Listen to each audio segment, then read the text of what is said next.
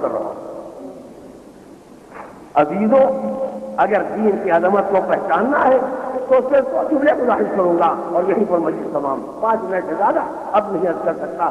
آپ غور کریں گے تو آپ کو اندازہ ہوگا عظمت دین کو اگر پہچاننا ہے تو آؤ صرف یہ کہتا ہے فاطمہ زہرا کے کردار کو پہچانو۔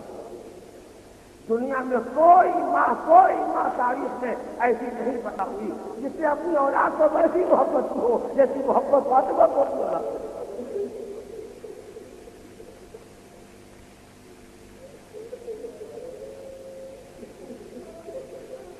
اجرکم اللہ، خدا آپ کو کسی غم میں نہ لائے، سوائے غم آنے سے۔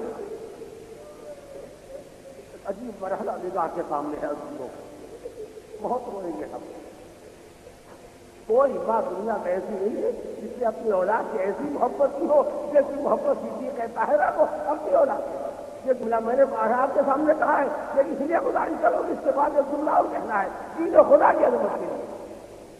دنیا میں ہر ماں کو اپنی اولاد سے محبت کرتے دیکھا ہے زندگی کے آخری سانس تک،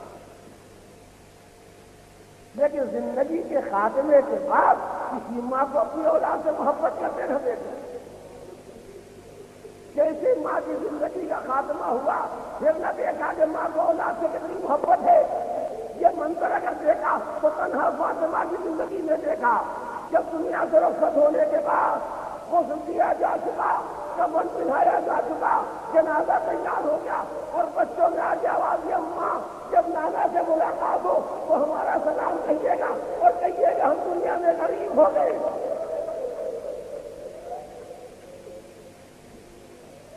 وکیل آباد کے یتیم مہینے غریب ہیں، ہم دنیا میں غریب ہو گئے، ہم دنیا میں یتیم ہو گئے۔ جیسے غربت کا نام بچوں کی زبان پر آیا بندے کفن ٹوٹ گئے۔ ماں نے بچوں کو کلیجے سے لگا لیا، اے میرے بچوں، میرے سامنے غربت کا مرثیہ بول رہے ہو۔ اے عزیزوں، اس ماں کو اپنی اولاد سے اتنی محبت ہو، جس ماں کو اپنی اولاد سے اتنی محبت ہو کہ اپنے مرنے کے بعد بندے کا من ٹوٹ جائے اور ماں بچوں کو کلیجے سے لگا لے، جب ایسی ماں قبر سے آواز دے حسین کربلا جاؤ،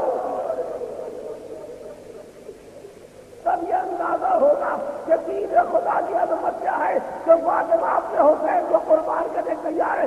جاؤ ماں کے غریب بچے جاؤ، جاؤ ماں کے شہید لال جاؤ، جاؤ ماں کے مظلوم مسافر جاؤ، حسین جاؤ، مگر میری محبت تمہارے ساتھ رہے گی۔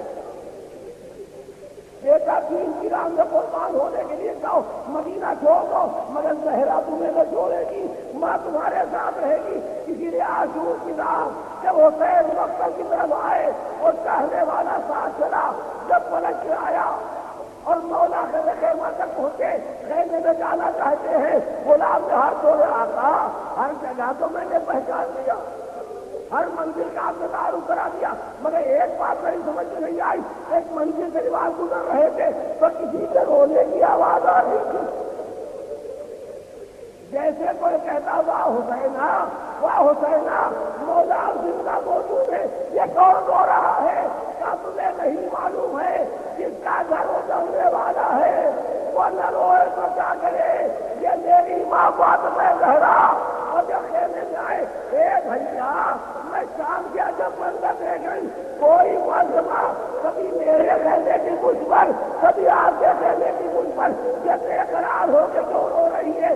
اے بہن، یہ ہماری ماں فاطمہ زہرا جس کا گھر اجڑ رہا ہو وہ ماں کے بیٹے سے بیٹھے۔